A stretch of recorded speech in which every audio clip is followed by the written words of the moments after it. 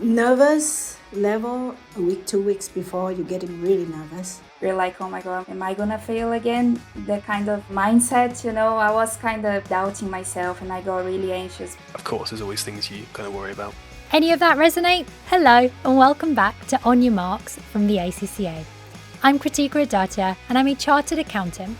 I now support accountancy students through their training. And in this series, I sit down with experts to look at how we can all better handle whatever life throws at us. Whether we're preparing for our next accountancy exam or trying to get a good night's sleep while balancing a tricky workload.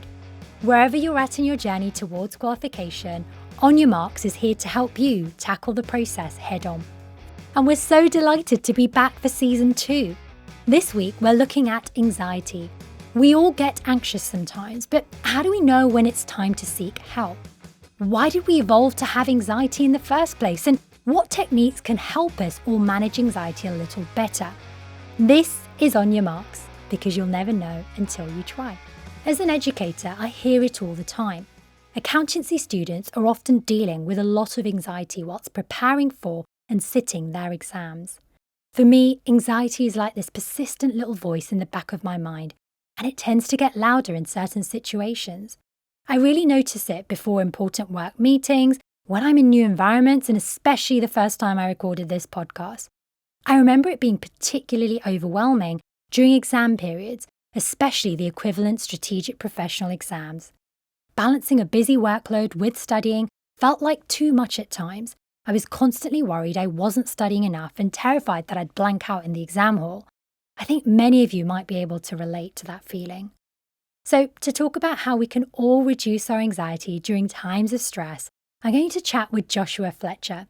He's a therapist and author, an expert on anxiety. In fact, online, he's known as Anxiety Josh. So, Josh, I'm going to open with perhaps a basic question, but I think we need to know, what actually is anxiety? Thanks for having me on. Anxiety, it's a broad subject. To understand it, it's the mind and body's threat response.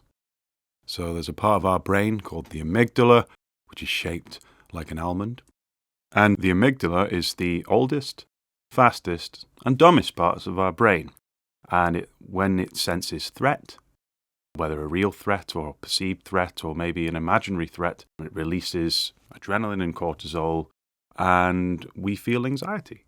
So when we feel nervous, on edge, maybe got racing thoughts, intrusive thoughts, when we're ruminating, catastrophizing, when we're worried about something, maybe we're even having something as severe as a panic attack, that is anxiety. It's the threat response. The level of anxiety is dependent on the mind and body's decision to gauge the threat. So you've got conventional anxiety. So if you're worried about exams, that would be classed as conventional anxiety because people can relate to exam stress. Whether you're worried about, a driving test, maybe the dentist wants to rip your molars out, maybe you've got issues going on in your life. That kind of conventional anxiety is the mind and body's threat response. I'm a psychotherapist who specializes in working with anxiety and anxiety disorders. And when you look at anxiety from a disordered point of view, which basically means inwards, things aren't in the right place, I look at the kind of anxiety that we also don't really speak about. So people who struggle with panic attacks, agoraphobia, intrusive thoughts, health anxiety, monophobia, social anxiety, these kind of different types of anxiety. So to answer the question, what is anxiety? I usually split it into two. It's your mind's threat response. Is it focusing on conventional threat, or has it kind of gone inwards and we're struggling with chronic anxiety? Thank you for that explanation, Josh. And I just want to touch on a couple of things that you've mentioned. So you touched on words like nerves and worry. You also mentioned cortisol release, which, certainly I associate with stress. So there's sometimes tendencies to maybe use interchangeable terminology as well. So is there a distinction between anxiety and stress and nerves and worry, or are they all under the same umbrella? I think stress and anxiety are different. I think anxiety is exacerbated by stress, particularly accumulated stress. So if you're someone who's got a lot on, maybe you're studying for exams, maybe you've got lots of going on in your personal life, Maybe you're processing things that have happened in the past. Maybe you're grieving. Maybe you've gone through something really tricky. Maybe you're struggling to pay the rent or the mortgage. These stressful things can build up, and when they accumulate, it can make us feel anxious because the brain's threat response tries to kick in. It doesn't understand subjective stress because, again, it's the oldest part of our brain. Our ancestors used it to full effect. But in the modern day, when we're really stressed with all these things, sometimes anxiety can make things even worse. Also, you can reframe that, though. Anxiety sometimes is a message to you to say, maybe the way I'm living at the moment isn't currently sustainable. Maybe I can't keep living with this level of stress. Maybe this is a kind of warning sign, a helpful warning sign to say, where can I put the foot on the brake a bit and take a look at my life and address the stress that's currently in it? I guess you mentioned that anxiety is a sort of threat response. How common is it amongst individuals? Is it something that everyone experiences? Everyone gets anxiety. It's a very healthy, normal emotion. It's a very normal thing that the body does. When it becomes chronic and excessive, that's when you kind of need to intervene and change things. But we all get anxiety.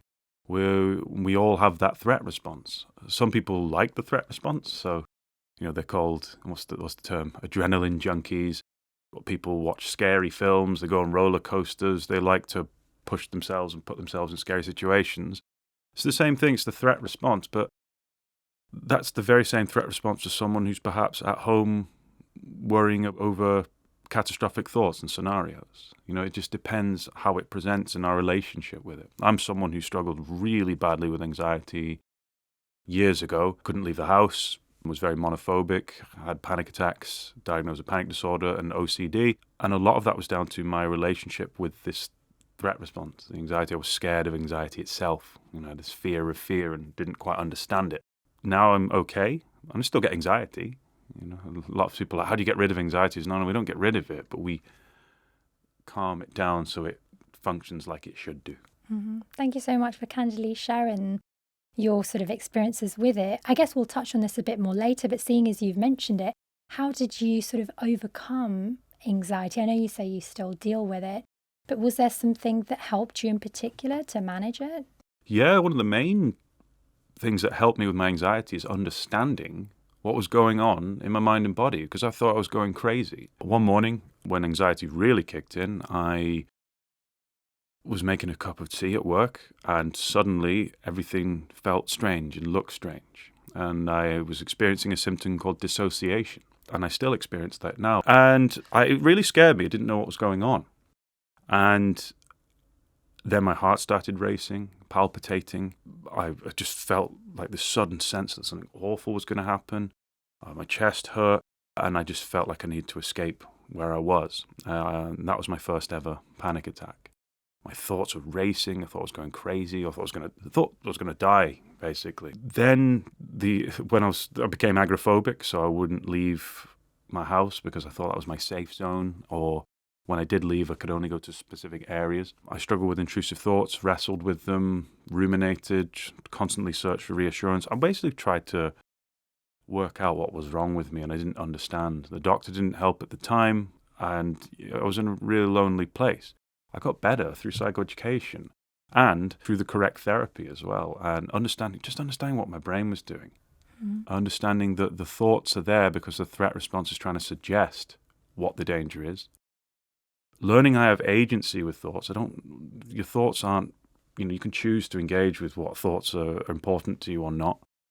Realizing I wasn't made of glass. Anxious people feel very vulnerable, but a lot about overcoming anxiety is realizing you can tolerate more than you think. And yeah, like emptying out my stress jug. I was going through a lot, and talking about it, going to therapy, opening up to friends, things like that, really helped to calm the anxiety and the threat response down. That's really useful to know that the education piece really helped you. So would you say that, for our listeners, for example, who might be sitting exams and feeling anxious ahead of exams, that just understanding the emotion of anxiety could potentially help them manage it better? Understanding what it is, yes. It's still uncomfortable, but you take away the mystery of anxiety. You can still function with anxiety, but use that as a kind of signal for what you do next. If you're really stressed, particularly if you're struggling with conventional anxiety and it's exam time because you're stressed, that's a sign to say, right, take a step back for a second, and the really hard-working perfectionist people, perfectionism's another form of anxiety as well, they'll struggle to say no or stop. They'll keep pushing themselves, and then, they'll be teetering on burnout. Whereas listen to your mind and body. If your heart's palpitating at 3 a.m, you're tossing and turning, you can't sleep, you can't eat, your appetite's gone, you feel nauseous, maybe listen to that for a bit, to take a step back and give yourself permission to be like, okay, I'm allowed some me time now. I'm allowed to put in some boundaries with my work and with my studies to allow my body and my nervous system to come back to a state of homeostasis. Just thinking about our students who are probably starting off and thinking, gosh, I've got 9 or 13 exams, depending on where they're starting. That's a long way to go. A lot of stress that they might have to take on, and anxiety. What might you say to that particular listener? I'd say not only are you learning the skills and required for your exams and for your profession, but you're also learning skills like resilience. And if you're going to go through that many exams, you will learn bit by bit. Here's your seat, do 13 exams right now and then leave. I doubt that's how it works. And realizing that with each one, you'll become more resilient. You'll also teach the brain and the threat response, actually, this situation is safe. Yes, the pressure's on, and it's good to have a bit of anxiety for this, because anxiety is performance enhancing. It can be anyway, to an extent. But you'll learn to get better at it. So one at a time. Let's do the first one, see how we go. Then do the second one, and you might hit hurdles. I know my mate, when he did his exams, he failed a few, but he got back on the horse and passed them. Yeah, go easy and realize, I'm also building my resilience. When I was studying, I would have a lot of negative chatter in my mind. When I was going through the exams, I should be doing this, or I can't do this, I don't think I will succeed. How can we go about actually silencing that negative chatter? Is it even possible? Understanding it helps it to appear quieter. Understanding your own internal narrative is important. That's why I love therapy. I became a therapist because I realized the power of understanding where negative internal dialogues come from. I still see a counselor now. It's great. Treat it like going to the gym, look after my brain. Sorry, you can show off on Instagram going to the gym, but if you've got this internal chatter like you should be doing this, you're going to fail or whatever, that's learned. Where'd you learn that from? Are you being compared to successful siblings? Are your parents trying to live vicariously through you? Do you have an absent parent, and so you put a lot of pressure on yourself to succeed and feel worthy? Maybe your friends you compare yourself to your friends or something. I don't know. Maybe your partner ran off with a really cool chartered accountant who passed the exams first time. Look at where that internal dialogue comes from. I get it now and then. I'm just like, no. Sometimes it's echoes from the past. Sometimes it's just me being hard on myself. But you don't need to engage with it. That's the thing. You can't turn it off. You can't stop thoughts and you can't stop internal dialogue, but you can choose to engage with it or not. I say, okay, if you want to chat today, and the same with intrusive thoughts, pop into your head. All right, you've decided to pop in, have you? Well, not bothered.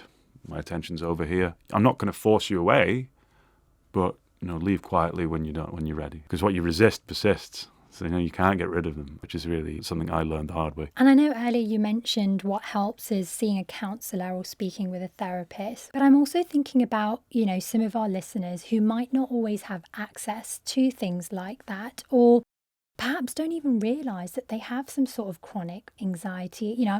I'm Indian by culture, and in my culture, for example, we don't really talk about emotions as much. Perhaps more so now, certainly. But it's something that we just brush under the carpet. And I'm just thinking someone from a particular community or a society, they may not have the sort of cognizance to actually recognise that they're experiencing some sort of chronic anxiety. So at what point do we know that we ought to seek help, I guess is what I'm asking. How do we realise that for ourselves? To seek help for yourself, whether it's reaching out to other people, or if you're a very private person, you've also, help can also be self-help. Emotional conservatism can be very cultural. So depending on your background, where you live, the community you're in, it could be an absolute no. No, I wouldn't know how to do that. I don't think that would go down really well. But you can talk to people professionally, and if worse comes to worse, just read up about it. Read up on it. Find the experts and stuff. Look at the good self-help things. Learn about your brain. That's a kind thing to do to yourself. And then if you feel a bit more informed, and you might even feel a bit braver to look at maybe then seeking help. If you've got a trusted friend to talk to, if you're lucky enough to have that, that can be helpful too. And just not keeping it to yourself and trying to bury it out of shame doesn't work. I've tried it. Doesn't work. It just stays simmering and your stress jug stays very full. Yeah. So it's all about talking to someone, whether it's a therapist, a family member, educating yourself about it is what I'm sort of hearing you say. I guess the next question I wanted to ask you is, we've spoken about the thoughts, feelings, sensations around sort of anxiety, but how does anxiety impact things like your sleep and your diet and your nutrition? Is there any implications that we see on those factors as a result of anxiety? Yeah, I mean, anxious people will, their appetites will either increase or decrease, and it might affect the foods that they want to eat. It's very common for anxious people to go towards like sugary foods and carb-heavy foods to replenish the energy and because of blood sugar shifts and stuff. I'm not one of those anxiety gurus that pours attention into like nutrition and stuff like that, because it can be compulsive. And actually, if you're a perfectionist, you start to try to fix yourself. There's a lot of that in my field. I like going around and appearing really self-righteous by saying, you don't need thrice fermented kimchi to feel better. You need to understand that you are the coping technique with your anxiety and identify the hurdles from stopping you. And you know what? I can relate to a bit of that because I feel I can be a bit of a perfectionist sometimes, trying to get everything in order. And so I don't totally relate to that. So Josh, what about exercise when it comes to dealing with anxiety? I've heard that sometimes helps to calm yourself. I think exercise is good for when you're stressed, and if you are feeling a bit anxious, exercise is a good way to burn the adrenaline and the cortisol, the excess adrenaline and cortisol that's pumping around. But it comes with a pre-warning. It depends on your relationship with exercise. If you are exercising compulsively to run away from a feeling, then I would look at that. So it depends on your relationship with it. Obviously, exercise is good, fills the brain serotonin and dopamine, and yeah, of course. But I'm kind of just concerned about people. If you're on the verge of burnout, maybe doing 2 hours in the gym isn't the correct thing to do. Maybe something with the slow paced, maybe something sedentary. Sometimes, I go to the gym most days, but some days I tune into my body and that's probably not a good idea today, But yeah, in general, exercise is great. Stress busting stuff, good mood balancer, and a good way to burn through that adrenaline and cortisol. But don't do it when you're running on fumes. I guess in terms of one of my final questions that I wanted to ask you is around the strategies and techniques that students can use, specifically around exam time or when it's revision period for managing their anxiety and keeping it at bay. I know you've alluded to a few things already, but if you could summarize that for us. Yeah, so if you're struggling with anxiety now and listening to this, just identify kind of what type of anxiety it is. I think it's really important. You might feel, if you're conventionally anxious and you're worried about things external from you, so I'm worried about the result of this exam, I'm worried about finances, I'm just worried about things around me in my life, then my advice to you is notice that, okay, take a step back, be kind to yourself and be like, right, I'm not going to try and solve all this through the lens of worry and threat, because it doesn't work. It's like Googling a headache while you're anxious. It never ends well. You're planning your funeral 2 days later because you're not seeing it rationally. I'd say take a step back, zone out for a bit, commit your attention and focus to something that's wholesome for you. So for me, in the middle of writing books and stuff, when I really was under the pressure of deadlines, I actually just had to have a day off where I didn't do anything. Even though the deadline was looming, I was like, no, because I'm going to burn out. sort of sat in a dark room and played PlayStation. But it's what works for you. Some people are like, you know what, I'm just going to go for a nice walk in nature, or I'm going to see a friend and things like that. Vocalize it. Because I always I do love the jug analogy, which is I can feel this stress building up there. What can I do for me to empty my stress jug? And your stress is your stress. I wish I could say, like stand on your head, deep breathe, box breathe, whatever, do all these things like everyone else does. I've done them all. Yes, it helps. So being mindful and meditative when you're stressed is really helpful. Try not to do it in reaction. Try to do it as preventative. But try not to immerse yourself in the stress and learn to give yourself permission to take a step back. It doesn't have to be as consuming as you think. Learn that you are more capable of tolerating things than you believe. Obviously, if you can, talk to someone. And you can always talk to your doctor and things like that, or a trusted person. Definitely let your doctor know. And learn about how your anxiety presents, because actually the approach for different anxieties is different. It varies. I often get asked on newspaper and radio and all that, number one anxiety busting technique, and I'm like, well, it depends on your anxiety.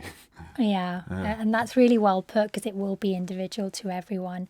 Thank you, Josh. I know you've said some great things already, but if there were 3 things you want listeners to take away from our conversation today, what would those top 3 things be? Number 1 is you are the coping technique. Stop trying to find them, because for the brain to wire, to switch off the threat response, it has to believe that you're the one that can cope with it.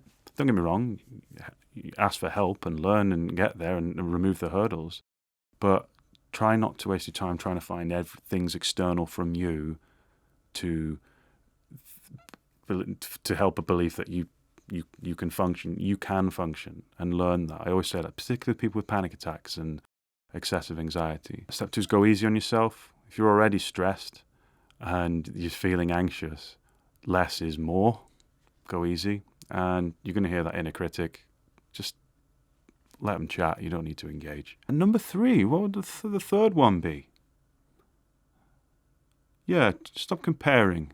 It's okay. Don't compare yourself to others. You'll get there in your own way. And your value is not dictated on your output.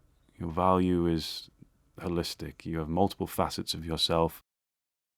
Doing exams and studying to be an accountant and things are just one facet of what I presume will be an amazing self.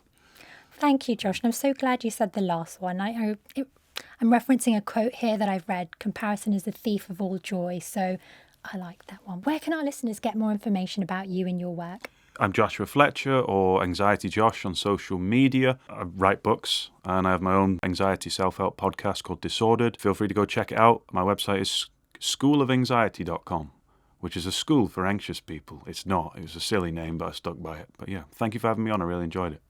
Thank you so much. That's it from this episode of On Your Marks. Thank you, Josh, for chatting with me today. For more information about ACCA exams, you can go to www.accaglobal.com/exams. See you next time. I'm Kritika Adatia, and this has been On Your Marks.